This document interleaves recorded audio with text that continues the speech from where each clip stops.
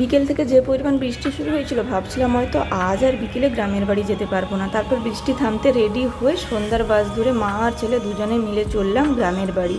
আর ওমকে দেখো সিটের উপর দাঁড়িয়ে দাঁড়িয়েই যাচ্ছে। এটা না তার একটা বাজে অভ্যেস। সে তার বাবার সঙ্গেও কোথাও গেলে এইভাবে সিটের উপর দাঁড়িয়ে দাঁড়িয়েই যায়।